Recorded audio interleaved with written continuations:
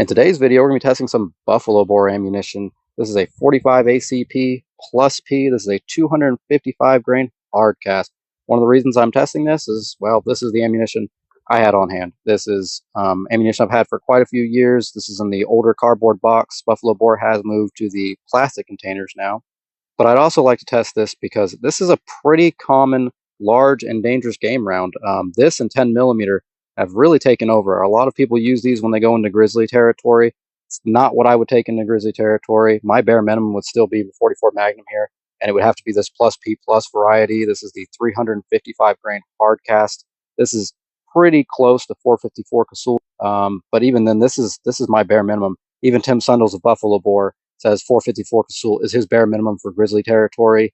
Now, again, even if I was in Grizzly country, I might just go all the way up to the 500 Magnum. This is a 500 Magnum. This is a 700 grain hardcast here. This is one of the very first rounds I ever loaded for, just because 500 Magnum is so expensive. I really wanted one of these 700 grain rounds just for testing, just for fun to try and shoot. And these things are a handful. It almost feels like somebody slaps you in the hand with a 2x4. These are pretty powerful rounds. These are ones I loaded for because if I remember correctly, 5 of these were like $60 or $70 just for 5 rounds. Now again, I think I got it down to like $20 or $30 just buying the components. These are new components. I didn't reload anything. I don't really like reloading when it gets into really powerful rounds like this. I don't want a ruptured case. Now getting into the guns here, this is a double stack 1911 here. This is a gun I had custom built. It's on a Para USA frame. It has a double star slide. This gun has actually never had 45 ACP, not even plus P. I built this gun from the ground up for 45 Super, and that's all I've ever shot out of it. The same goes for this Smith & Wesson 625 here. This gun has only ever had 45 Super on it, so I don't know where these rounds are going to print, but we'll find out here. And this is a TNW ASP. They write ASR on the frame, but ASP is supposed to be pistol. The R is supposed to be rifle. I do not recommend this gun. This gun was one of the worst quality control guns I've ever had. I still hang on to it because I've got it running good now, but this gun was a bit of a nightmare, so I don't recommend these TNWs whatsoever, but I think it's still a good test gun because it has a 10-inch barrel on it. That should be pretty interesting to test here. I have shot this gun before, and even though I didn't have it on a chronograph, you could tell the rounds were coming out with some serious power. So I'd like to find out today just what these do. So I know I don't have the most scientific testing media here, especially to find out how these rounds would do against large and dangerous game, but it at least gives us something repeatable. I have switched from the soil I have on my property to just straight play sand, so at least it doesn't have rocks in it. I have gone to these containers here, so I don't have to worry about too many different variations in container sizes. These are about 8 or 9 inches across, and I've got a couple of these, so at least I can change out these containers and they're all the same. I've got the old boards back there. If it passes through this, we can see how many boards it goes into. But first we're going to get our 5-round average, see how accurate these rounds are, and then we can figure out how much energy they're putting out from our 3 different barrel lengths. All right, first we're going to be testing the 5-inch 1911 here. We're loaded up with 5 rounds of the Buffalo Bore 255 grain hardcast.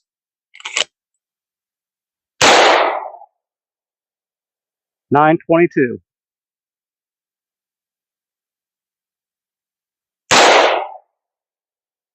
$9.29. $9.17. Plates moving there. $9.10.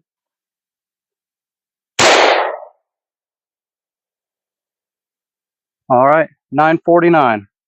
So we were pretty much right on the rated velocity for those, actually a little bit over. All right, there's our group with the 1911, as you can see. Besides that one flyer, that would have been a pretty damn good group, especially with my target falling all over the place. All right, moving along to the Smith & Wesson 625 Revolver. I'm loaded up with the 255 Buffalo Bore.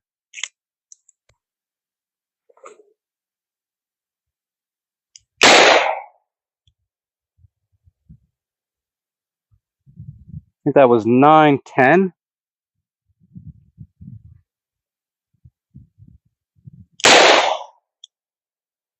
$9.21.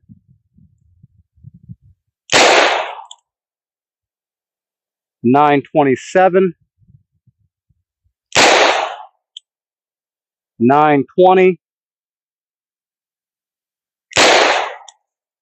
916. All right, I know this group's going to be bad. The target was bouncing around, and I was just kept shooting. But we got 3 there. That's not too bad. I think these are the other 2 over here. So, yeah, not a great group, but I really wasn't trying for accuracy on those. All right, moving along to the 10-inch braced pistol here. Again, I'm loaded up with 5 rounds.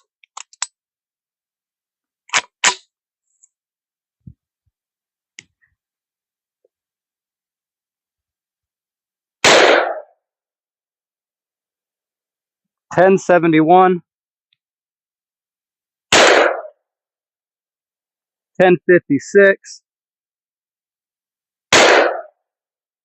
1061,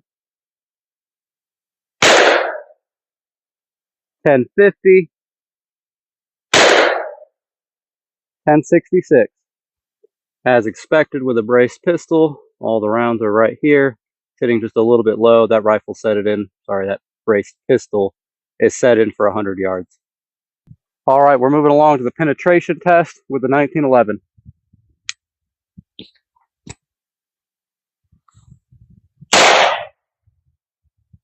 Let's see how that did. All right, there's the entrance. And no exit. Let's see through the back there. I wonder if it took out the top. Oh, nope, I was wrong. There it is. Right there. It almost made it through the container. Wow, it actually it carried the plastic with it. Look at that. What? Okay, that's strange. I was not expecting that. That must have literally stayed right on the front of the round as it traveled through the container. That is surprising. Wow. All right, moving along to the Smith & Wesson revolver here. I'm going to try to aim a little bit lower.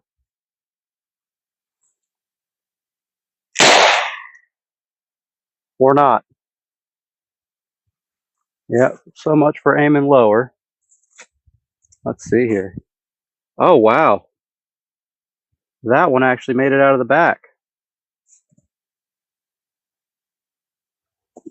But is it too high up?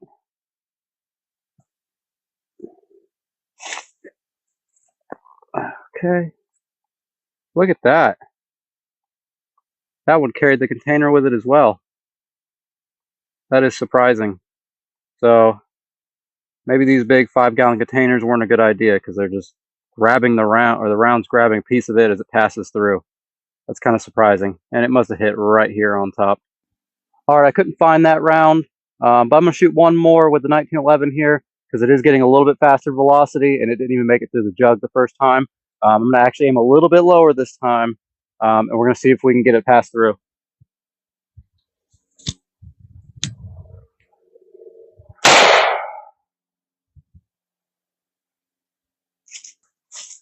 Okay, that was a good bit lower. It looks like it passed through. Oh, wow. It is sitting right there on the ground. Focus camera. All right, got it to focus there. As you can see, it's not deformed at all, but it had just enough energy to pass through the container here, hit this board, and just fall right on the ground. All right, moving along to the 10-inch brace pistol here. Let's see how this does.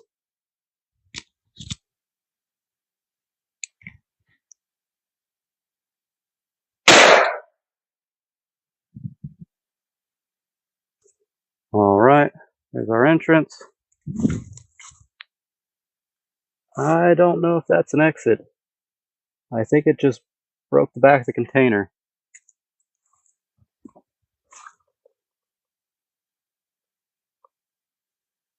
Looks like there is some packed sand.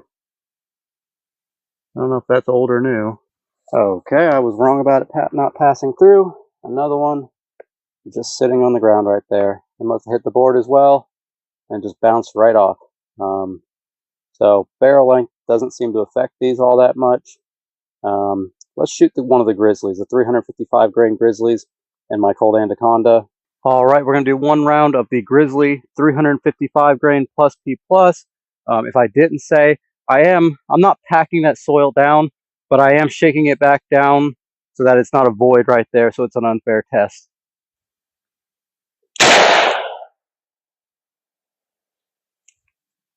All right, looks like a pretty good shot. Sure, we made it out the back. Let's see here.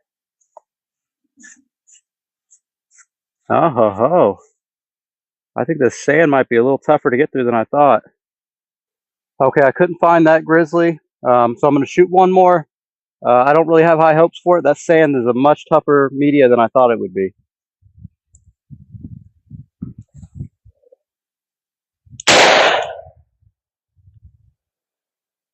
All right, there's the exit.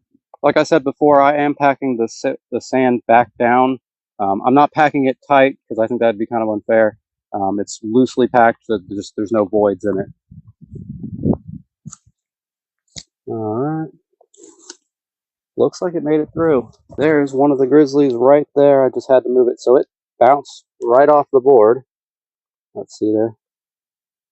Oh, look at that. We finally have some deformation on the Grizzly. Usually these don't perform at all, even hitting stone. Okay, so that sand proved to be so much tougher of a target than I thought it would be. I have put back up one of my old jugs of the soil I have on my property here, that clay sand soil that I have on the property. It has all the little rocks and pebble, because that seemed to be an easier target for the rounds to get through. So I'm loaded up with one more round of the buffalo bore here, just to give it one more shot. I know this video is probably all over the place at this point. I'm going back and forth on rounds and guns, but hopefully we can keep it a little bit coherent in editing. But let's get to shooting.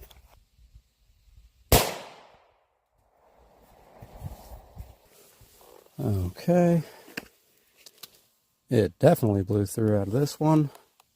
I'm not seeing any new hits here.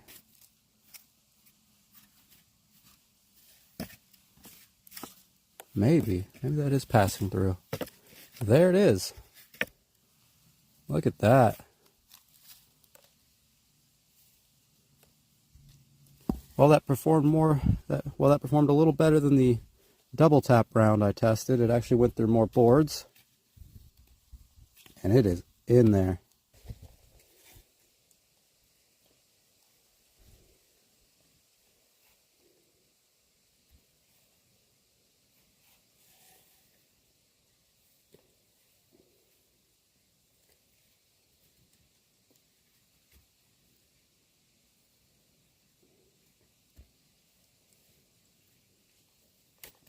There it goes. Wow, that was in there. It's not really deformed or anything. Yeah, that performed a lot better than that double tap 240 grain. That's a pretty good round. All in all, I think the buffalo bore ammunition here, the 255 grain Hardcast, did fairly well. Obviously, my new testing media that I tried to use, the play sand, proved to be a lot more difficult to get through than I thought it would. Even the 355 grain Hardcast from Grizzly in my 44 Magnum just popped out the back of this, didn't even do that well. I should have known better. There's a channel, Todd's Workshop. He did a collab, I believe, with the VSO channel. Don't quote me on that. It's been years since I've seen it. And they showed that 2 bags of sand will stop most calibers. Now, again, like I said, this is not the most scientific testing media to find out how this would do against big and dangerous game, but at least gives me a little bit of a general idea how it performs when hitting harder barriers. So if it hits bone, how well it will deform. And it held up quite well, in my opinion. Now, will this kill a grizzly bear? Sure. I think it'll kill a grizzly bear. Now, will it stop a grizzly bear? Kind of the most important question to keep you from getting mauled. I don't know. I sure as hell wouldn't want to find out. And again, if I was in grizzly territory, I'd probably shoot all the way up to the 500 Magnum, maybe a 460 Magnum. I really wouldn't want to find out how this would do against a charging grizzly bear. But I don't know. Let me know in the comment section. What do you guys think? Thanks for watching my video. I'll see you in the next one.